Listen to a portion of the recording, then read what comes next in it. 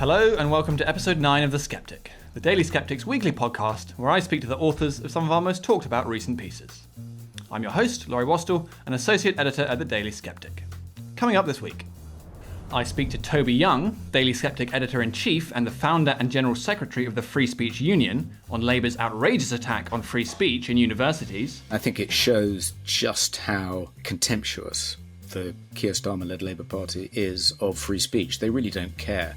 Our special guest this week, Andrew Montford, director of Net Zero Watch, on the government's heat pump con and why it threatens our whole energy grid. The whole of net zero policy is being built around fantasy. It's going to be a failure and it's going to be really very, very serious for the economy.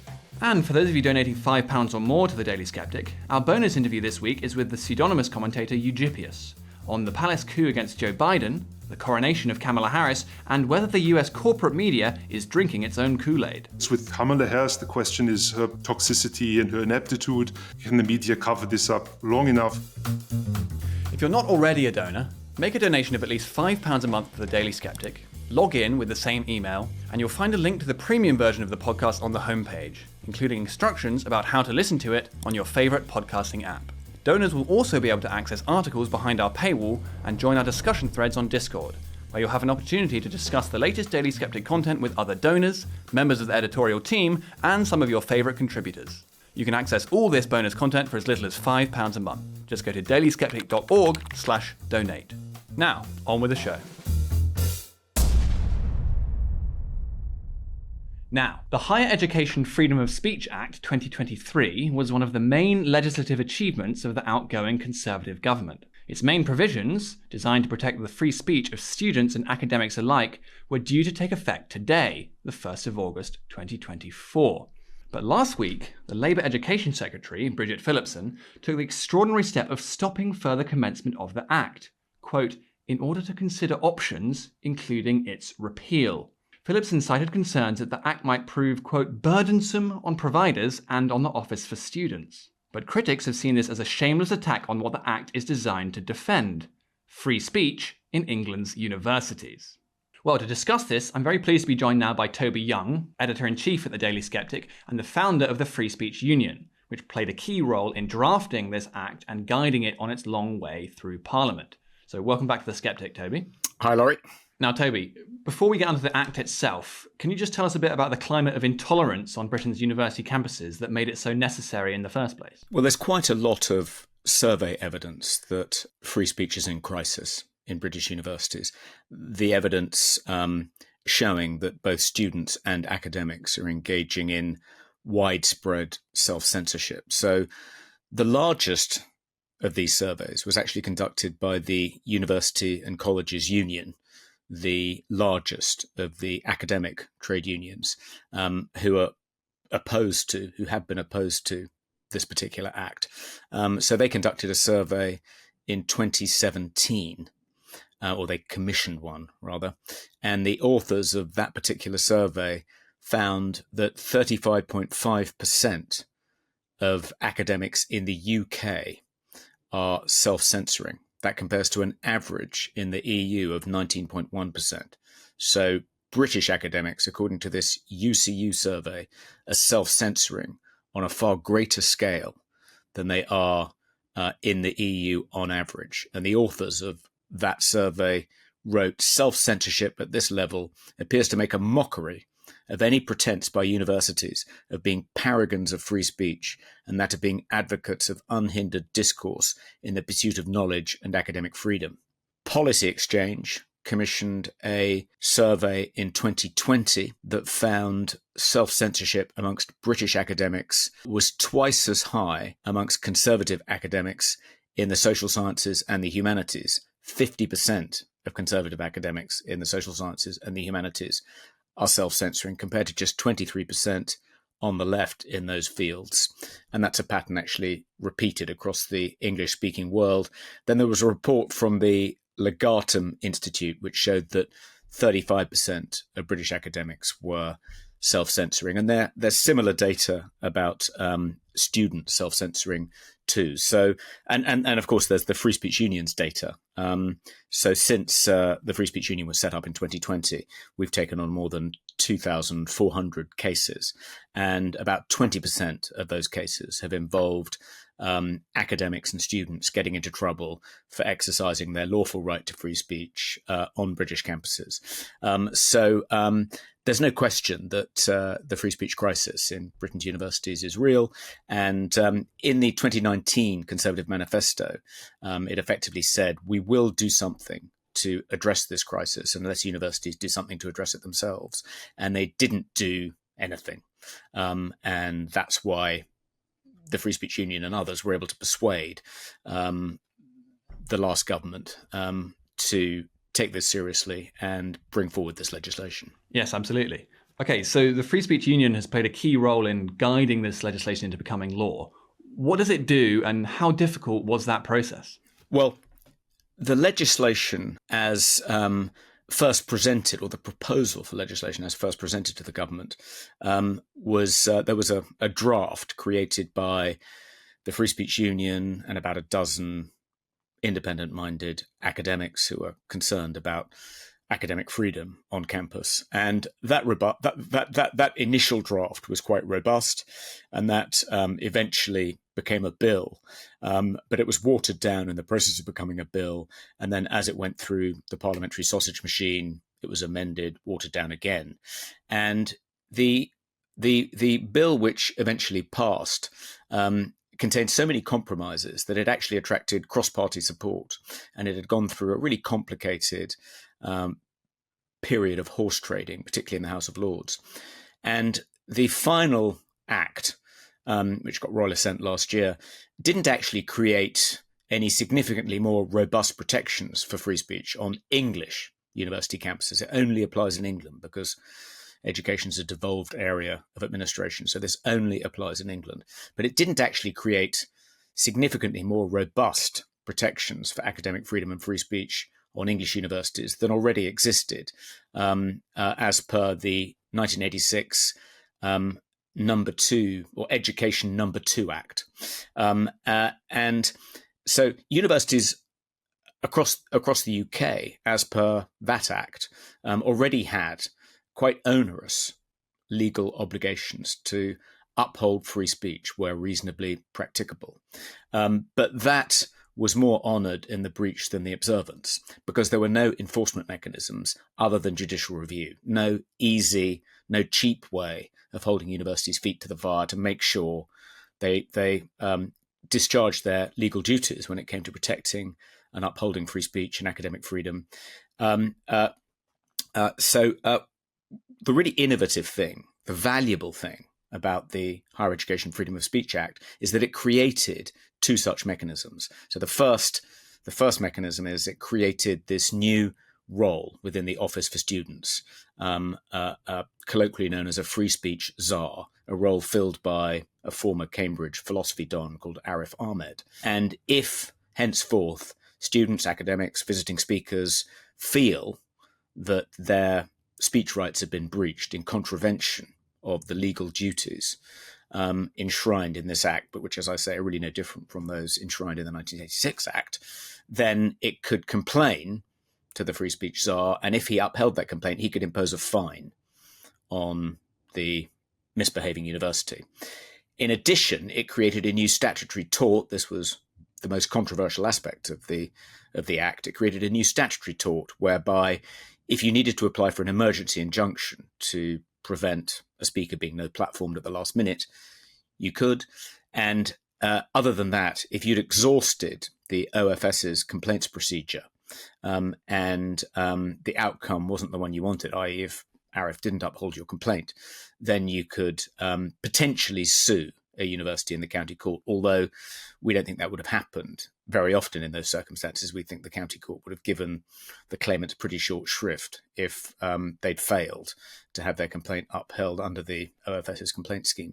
So, but nevertheless, what was valuable about this act is that it created these two enforcement mechanisms, which would have meant henceforth the legal obligation applying to English universities, at any rate, would have been less likely to be ignored by universities. I mean, the same applies, Laurie, to their own free speech policies. So you can look at any website of a UK university, and they all pay lip service to free speech. They all have free speech policies. They all have academic freedom policies. But there are always countervailing considerations, such as the need to protect students and other academics from harassment, or the need to comply with counterterrorism legislation. And 9 times out of 10, probably 99 times out of 100, those countervailing legal considerations always trump their free speech duties. And it seems to be, at least in the university's eyes, largely discretionary. So if they want to prioritize protecting students from harassment or complying with the prevent duty over their obligations to uphold free speech, they've been at liberty to do that. It's been the only recourse for people who feel that their speech rights have been breached is to judicially review the university in question, which is an incredibly expensive and legally cumbersome process. Much, much easier now to fight back because of these two enforcement mechanisms. So that's why the legislation was valuable. So this position of the free speech star has already been created, but on Friday, Labour paused the introduction of the statutory tort and other provisions. Can you just explain what happened? Yes, so some of the legislation has already commenced. Some clauses have already commenced. But the most important clauses, the clauses creating these new enforcement mechanisms, were due to be commenced on August 1st, and a statutory instrument was laid in the last Parliament to ensure that to set in motion their commencement on August 1st. And what Bridget Phillipson, the Education Secretary, has done is to pause the commencement of those clauses.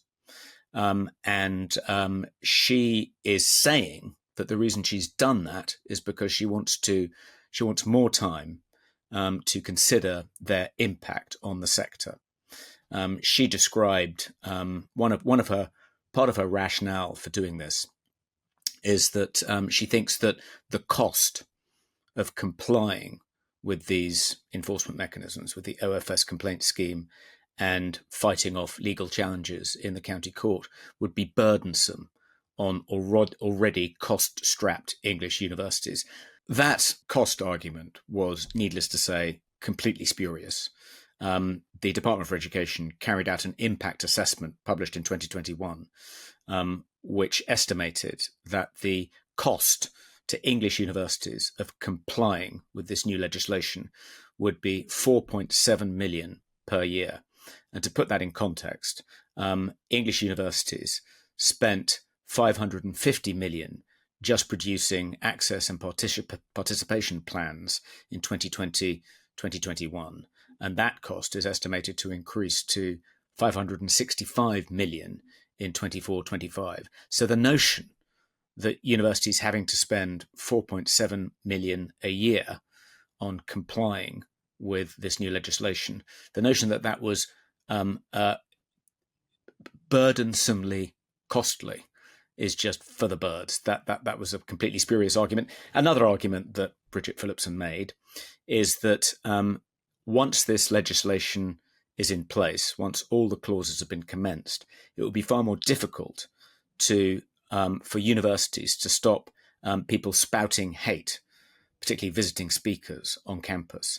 And she cited Holocaust denial as an example, and David Irving as the kind of person it would be more difficult to deny a platform to once this legislation comes into force. That's not true either. This was an argument made many times during the debate, particularly in the House of Lords, when the bill was going through Parliament, and the Free Speech Union was at pains to rebut that argument every time it was made.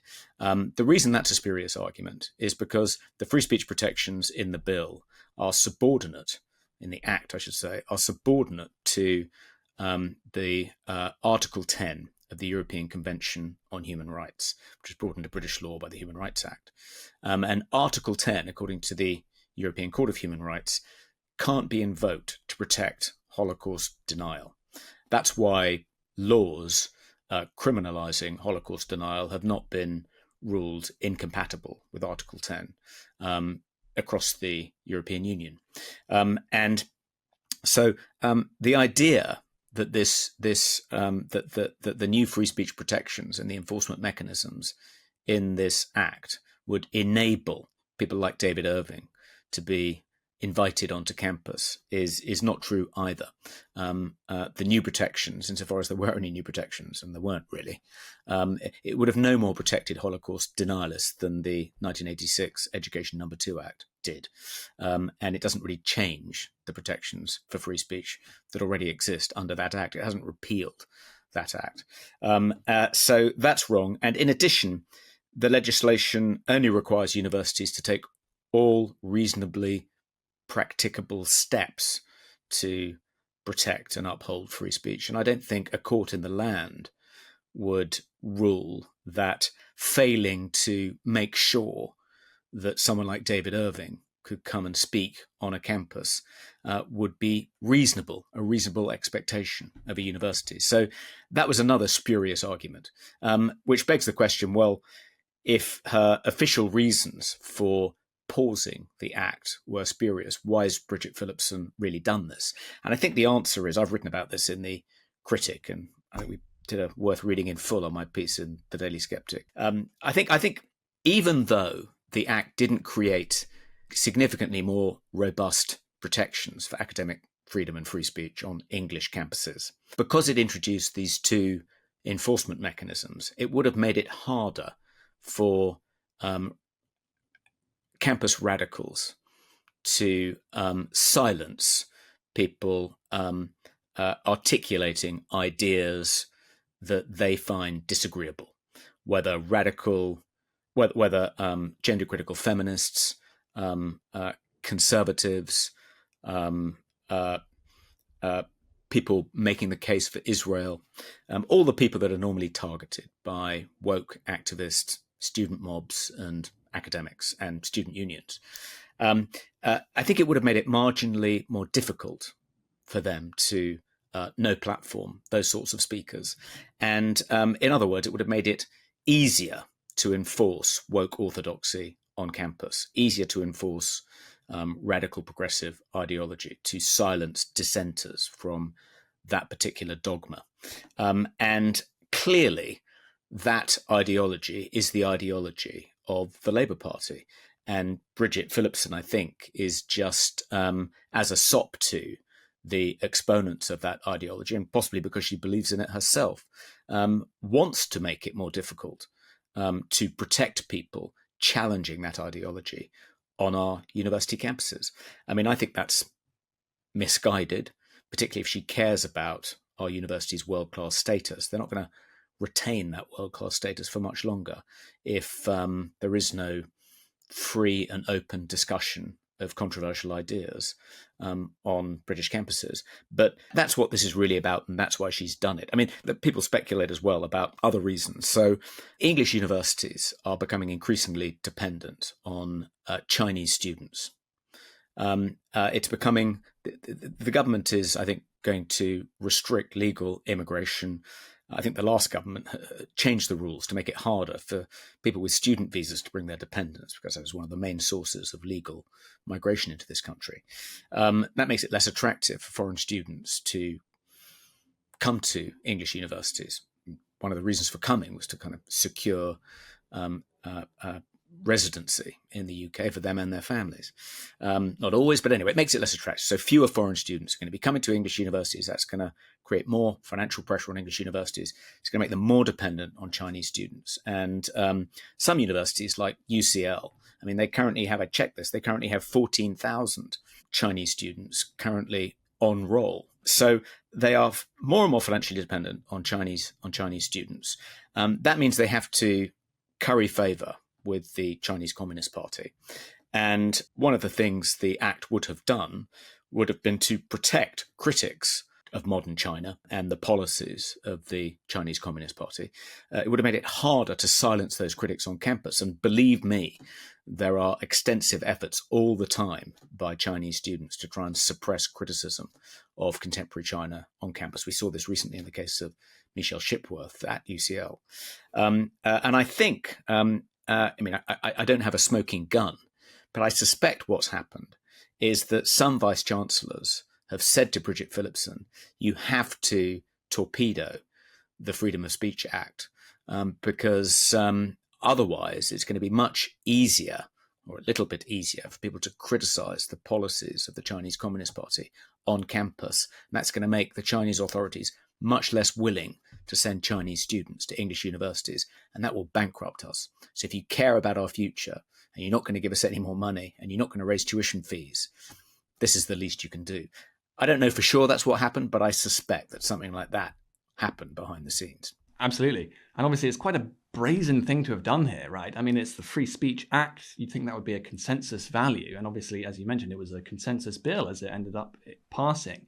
But of course, both of us were warning before the election about the approach Labour might be taking on free speech matters. And there's a lot of things to be worried about, right? So there's the trans-inclusive conversion therapy ban that was in the King's Speech, for instance. There's potentially they're bringing in their Islamophobia definition, which could essentially be something like a blasphemy law, potentially using Ofcom to clamp down on GB News more and other providers, perhaps, and speech online.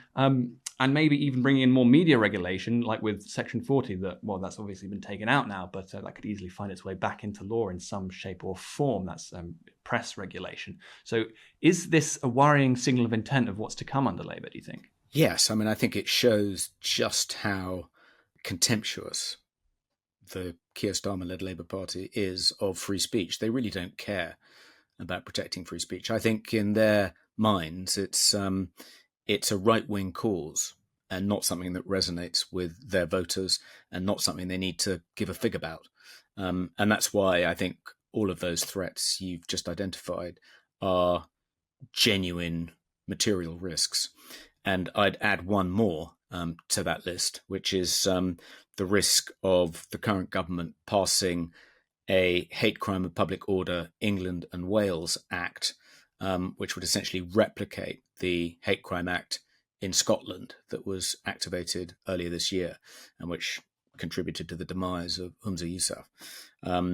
The Law Commission of England and Wales has drawn up a Hate Crime and Public Order England and Wales bill that it tried to foist on the last government, and various campaign groups kicked up a fuss and persuaded the last government not to bring it forward. But it's an oven-ready bill. We know already what's in it. In some cases, some of the clauses are actually worse than anything in the Scottish Hate Crime Act, believe it or not, such as the creation of a new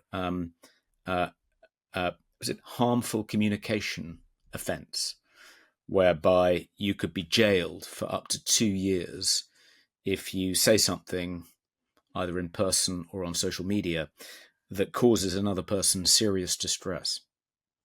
I mean, there were some other tests, but that was the main test. So you can imagine how that would be weaponized by woke activists. Anyway, that's oven ready. I think the likelihood of Yvette Cooper bringing forward legislation of that kind, not in this parliament, but in the next parliament, is great. Absolutely. Okay, and so finally, obviously this is a move that neither of us is very pleased with, but it does represent, the Labour government really using, in an immediate kind of brutal way, its large majority to do what it wants, right? And of course, we've just had 14 years of Conservative government where there's lots of laws that they potentially could have repealed that people would have liked them to repeal, but they really just sat on their hands and didn't really do anything. So, whereas, this really makes a stark contrast with that, what Labour is doing here. So is there, in some ways, even though we may not like what they've just done, is there a lesson here for the right, do you think? There is a lesson here, Laurie. One of the ironies of the way in which Bridget Phillipson has tried to justify her decision is that she has characterised the Freedom of Speech Act as an example of the Tories' kind of reprehensible prosecution of the culture war. She describes it as a culture war piece of legislation designed to wage war on universities and make their lives more difficult for petty political reasons. And that what she's doing is rising above the culture war and doing something which is in the best interests of the sector.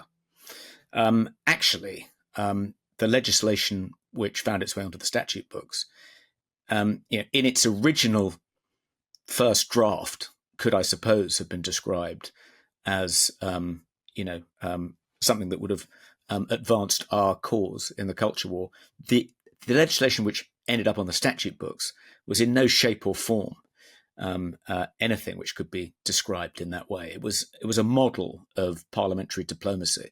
I mean, it couldn't have been more hedged and trimmed with various compromises as the government was bent over backwards to placate its opponents, particularly in the higher education sector. And it was in the 2019 manifesto. It eventually got cross-party support. It was passed by both houses of parliament. It was a model of how to bring forward legislation that, far from prosecuting a culture war, commanded the consent of all the major stakeholders. What Bridget Phillipson has done, by contrast, is a naked example of prosecuting a culture war, even though she describes it as being the opposite. And in a way, it's hard to not express a kind of grudging admiration for her. I mean, I think what she's done is an act of legislative vandalism. An enormous amount of work over the past 3 years went into crafting this piece of legislation. I think it would have been quite effective in a very low-cost, non-disruptive way in the sector, and it would have strengthened our universities and helped retain their world-class reputation. This wanton act of vandalism, even though completely reprehensible, and even though designed to prosecute her particular cause in the culture war, i.e. make it more difficult for critics of radical progressive ideology to get a hearing in our campuses, even though it's awful and despicable in all those respects, you've got to kind of grudgingly admire the sheer brutality of it, the complete disregard for people on the other side of the aisle, the complete disregard for parliamentary process. I mean, this is a brutal Stalinist act of, culture war prosecution. I mean, it's if only the Tories had behaved a bit more like that. I mean, there was plenty of legislation that the last Tory governments, dating back to 2010, could have repealed, not least the Equality Act. That hadn't been commenced when the coalition took power in 2010. It was commenced by the coalition government. There were countless pieces of legislation like that. They could, if they wanted to act in such an unparliamentary, brutal way, to hell with any need to build a consensus, to hell with all the stakeholders in this particular debate, this particular sector. Let's just brutally prosecute a culture war just to advance our own cause in the most ruthless, merciless way. If they wanted to do that, they could. They were far too nice. Bridget Phillipson, with her unbelievable brutality, has shown them, I think, how to proceed from now on. Next time you have an opportunity to repeal legislation which is clearly going to retard your cause in the culture war, take it. Don't pussyfoot around. Don't be so feeble. Be as bold as Bridget Phillipson has been. Indeed. Okay, well, Toby, thanks very much for coming on. Thanks, Laurie. Now, as part of the ongoing net zero crusade, the government is desperate to sell us all on the idea of heat pumps, which are supposed to replace gas boilers as a more eco-friendly way of heating our homes. But is the British public buying it? Well, to answer that question, I'm very pleased to be joined now by our special guest this week, Andrew Montford, Director of Net Zero Watch. Welcome to The Sceptic, Andrew. Thank you for having me. Okay, so you've written recently about heat pumps, and while these have been around for a while as a flagship net zero policy, uptake hasn't been very high, and probably most people don't really know what they are. So first of all, I mean, what are they? Are they any good? And what's the government's latest ruse for trying to get everyone to install them? Okay, so a heat pump is essentially a way of collecting heat from the environment and pumping it into your home. On the face of it, it looks like a very clever technology, because essentially you put in 1 unit of energy and you might get 3 units of heat out. So it's almost like getting something for nothing. So in terms of our energy demand, it reduces energy demand a lot. But there's a big but. The problem is that electricity currently costs something like 4 times the price of gas. So even though you're using 3 times less energy, you're actually spending more money because the price of energy is so high. And that is one of the major problems with getting people to take up heat pumps. There are other problems too, though. Buying a heat pump is much more expensive than a gas boiler. And also, if you're going to install a heat pump, you probably also need to replace all your radiators. They'll need bigger radiators and possibly even underfloor heating. And that costs a lot of money too. So they've also had a pretty bad press because I think a lot of them people haven't installed big enough heat pumps. The problem with heat pumps is when the weather's cold and there isn't so much heat that can be collected, their efficiency goes down quite a lot, and people have complained that their houses are being left really cold. Now you can counter that by having a much bigger heat pump, but that's obviously much more expensive. So there's been a lot of resistance to people getting them. The targets that the government has set, now obviously the government targets, they're plucked out of the air, but they're not being met by a long chalk. So what the government, what the Green Blob, if you like, has proposed is changing the price of electricity, reducing the price of electricity and increasing the price of gas, so that the equation moves more in favor of heat pumps. This was an idea that has been around for quite a long time, but with the new government in place, the Climate Change Committee put out a report which said we need to reduce the price of electricity, and that's been picked up across the Green Blob, if you like. So across social media, we've seen green bloggers and commentators saying we need to do this. Energy UK, which is like a trade body, has also said we need to do this. So what they're going to do, or what they want to do, is to move all the subsidy costs for wind farms and so on off electricity bills and onto gas bills. Now, there's a number of problems with this. The first thing is that if you increase the price of gas, then, gas sets prices in the electricity market for reasons I'm not going to go into. But if you increase the price of gas, then the price of electricity will go up. So it's kind of self-defeating to some extent. But perhaps more alarmingly, if you put the price of gas up, then people won't be able to afford to heat their homes, because most people heat their homes with gas. So, essentially, we will get many more people dying of cold in the winter.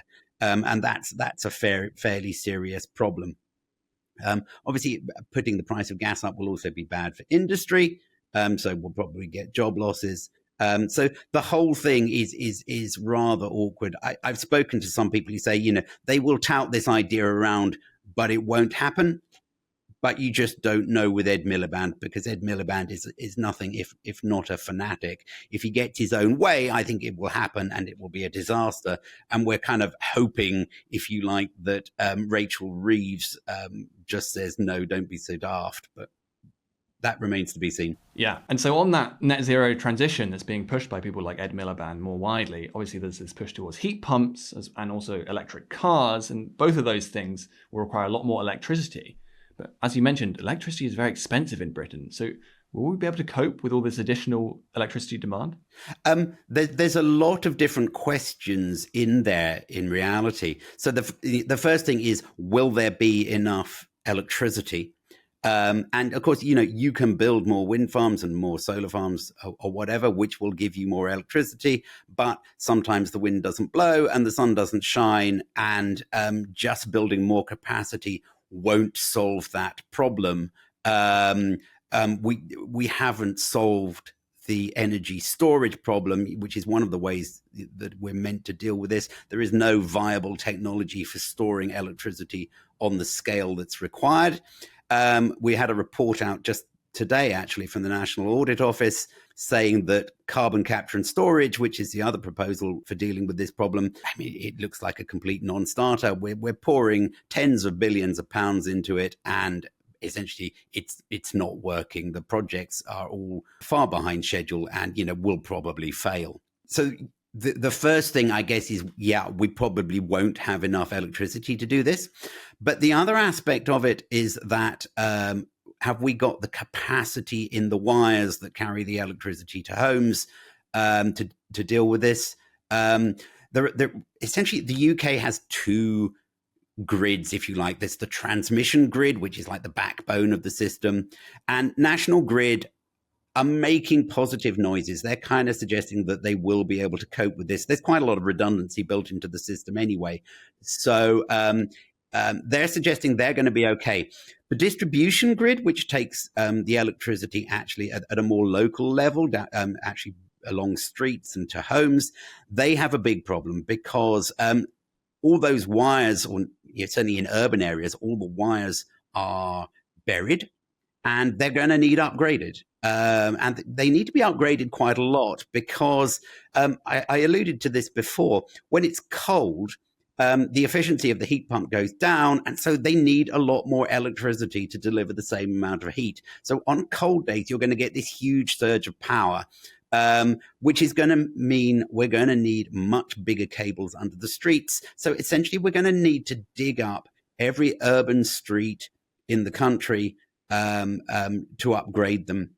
Now, National Grid has put out an estimate of the cost. They did this in 2020, and they're talking about something of the order of £500 billion to do all the upgrades required. It's a huge sum of money. It's going to take decades. So the idea that this is going to be in place for 2030, which is Ed Miliband's claim, is frankly for the birds. I mean, the whole of net zero policy is being built around fantasy. They're just making it up as they go along. They're shouting out targets, and it's going to be a failure, and it's going to be really very, very serious for the economy. Yes, and so there's a lot of pie in the sky thinking there, as you mentioned. And of course, for the past year, we've had a Department for Energy Security and Net Zero. This was, of course, created by the Conservatives. And doesn't that itself kind of capture a lot of the oxymoronic thinking here? I mean, it's almost like having a department for health and heart attacks, isn't it?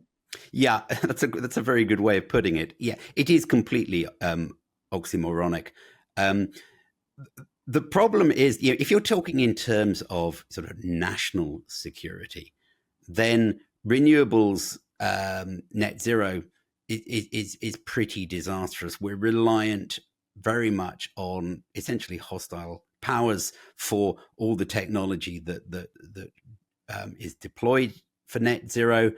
We have all this offshore infrastructure in the shape of offshore wind farms that, a hostile power could cut us off in the space of a couple of weeks just by cutting the cables. And we know that the Russians have submarines that are equipped to do this.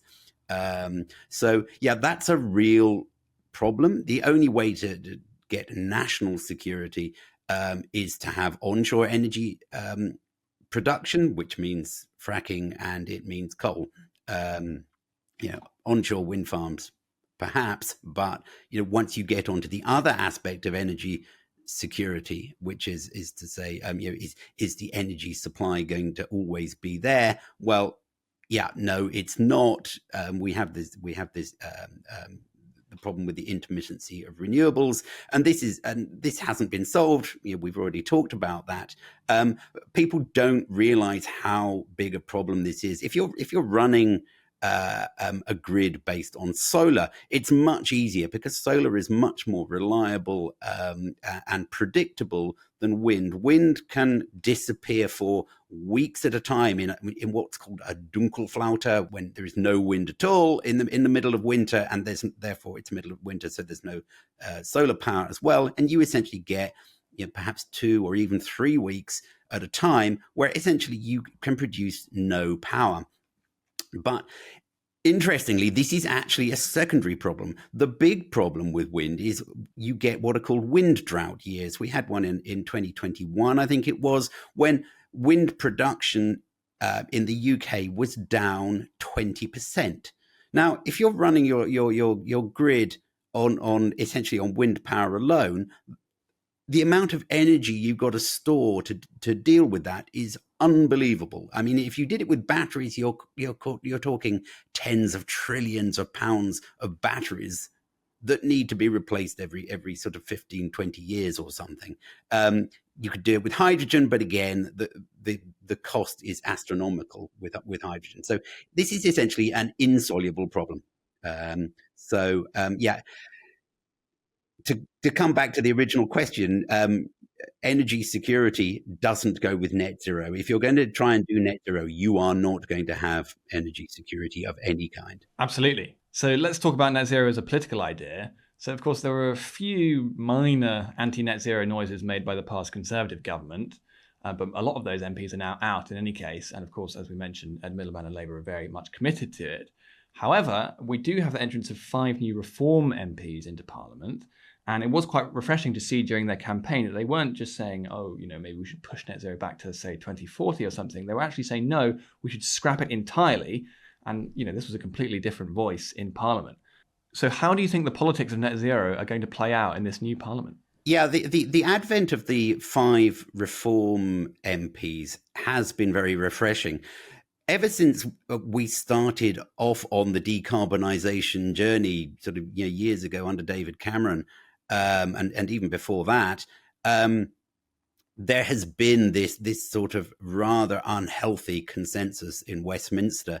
Although we've had some sceptical voices on the Conservative benches, they've been kept pretty quiet. I mean, I think it's been made fairly clear to them that if they spoke out on it, then their political careers were going to be short and stunted. And I think although a lot of those sceptical voices did lose out in the general election, there are a few left. A lot of the sort of very green voices have gone too, but again, there are still some left. My impression is that the Conservative Party remains divided on this issue and doesn't really want to go further than they did in the general election campaign of we're going to do net zero, but we're going to do it better. That was the message that they gave. So to have the Reform MPs in Parliament now actually asking the difficult questions and, shouting about the complete absurdities of net zero is going to be very healthy for our democracy. I think, it is going to put the issue front and center. I mean, Reform, I think, are going, they give the impression they're going to major on immigration rather than net zero. But if, even if net zero is like the second string argument, I think it will still be very important. It will be very different to what we've seen over the last 15, 20 years. Yes, absolutely.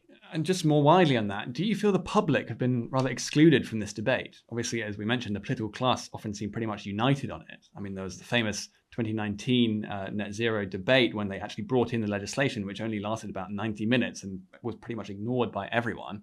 But, would you like to see the public more involved in this? And perhaps, some people have even suggested a referendum on net zero. Certainly the public have definitely been excluded from this. I mean, there has been almost no media discussion of the problems with net zero, apart from perhaps the Mail and the Telegraph. Broadcast media has been almost silent on it.